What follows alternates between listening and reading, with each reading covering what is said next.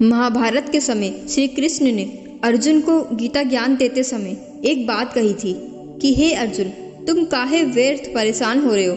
जो हुआ है वो अच्छा ही हुआ है, और जो हो रहा है वो भी अच्छा ही हो रहा है, और जो होगा वो भी अच्छा ही होगा। यही श्री कृष्ण भगवान के दिए हुए गीता ज्ञान के मैसेज को हम एक स्टोरी के माध्यम से समझेंगे।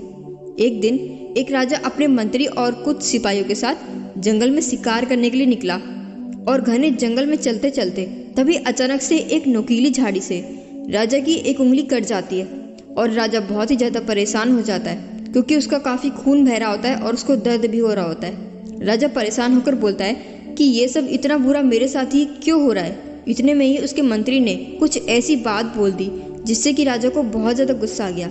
उसके मंत्री ने बोला कि हे महाराज, आप क्यों इतने विचलित हो रहे हो। जो भी हुआ है वो अच्छे के लिए ही हुआ है, जरूर इसके पीछे भगवान की कोई मर्जी होगी। यही सुनकर राजा को बहुत ज़्यादा गुस्सा आ गया और उसने तुरंत अपने सिपाहियों को आदेश दिया कि इस मंत्री को अभी के अभी काल कोठरी में डाल दो। वो मंत्री विचलित होकर राजा से बोलता है कि हे महाराज, मुझे माफ़ कर दो, आप मुझे दंड मत दीजिए, क्योंकि मैंने जो भी बोला है वो एकदम सत्य है कि जो होता है वो अच्छे के लिए ही होता है। तब राजा ने कुछ सोचकर बोला कि तुमने जो ये बात बोली है कि जो होता है अच्छे के लिए होता है, अगर ये बात बिल्कुल सही निकली तो मैं तुम्हें आज़ाद कर दूंगा और तुम्हें माला माल भी कर दूंगा। पर अगर ये जो मेरी उंगली कटी है, अगर ये बुरी ही साबित हुई तो तुम जिंदगी भर इसी काल कोठरी में ही सड़ना।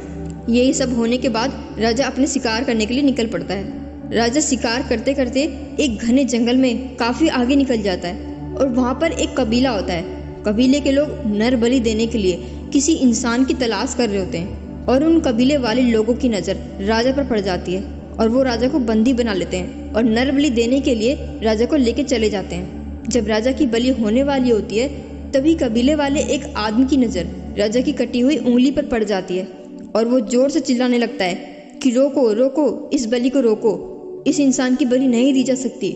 हमारे नर बलि के नियम के अनुसार उस इंसान की बलि नहीं दी जा सकती जिसका अंग भंग हो। और इसी कटी हुई उंगली की वजह से ही राजा की बलि नहीं हो पाई और राजा बच गया। राजा ने जब इस घटना को गौर से समझा तब उसकी समझ में आया कि जो उंगली कटी थी वो अच्छे के लिए ही कटी थी। राजा सोचता है कि अगर ये मेरी उंगली नहीं कटी होती तो आज मैं कट जाता। उस मंत्री की बात बिल्कुल सच साबित हुई। इस स्टोरी से हमें ये सीखने को मिलता है कि जब कभी आपके साथ कोई बुरी घटना घटती है या कुछ बुरा होता है या आपकी लाइफ में बहुत दुख तकलीफ होती है, तो आप कभी भी ये मत सोचना कि ऐसा मेरे साथ ही इतना बुरा क्यों होता है, क्योंकि उस बुरे के पीछे भी बहुत कुछ अच्छा होने वाला होता है। इसलिए इस कहावत पर यकीन करना शुरू कर दीजिए कि जो भी होता है वो अच्छे के लिए ही होता है। क्योंकि अगर आज आपके साथ कुछ बुरा हो रहा है, आपकी लाइफ में तकलीफ आ रही है, तो इसका मतलब ये होता है कि ऊपर वाला आगे आपको कुछ बेहतर देना चाहता है। इसलिए कुछ भी अगर बुरा होता है तो वो अच्छे के लिए ही होता है। इसलिए हमेशा पॉजिटिव रहो, नेगेटिव सोचकर खुद को दुखी मत करो, खुद को तकलीफ मत दो।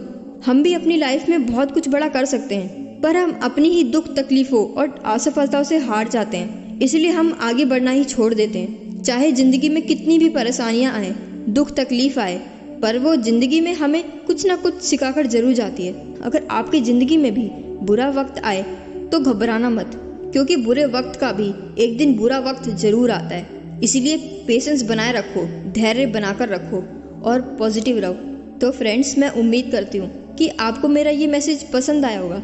अगर मेरा ये वीडियो आपको अच्छा लगे तो मेरे चैनल को सब्सक्राइब ज़रूर करना।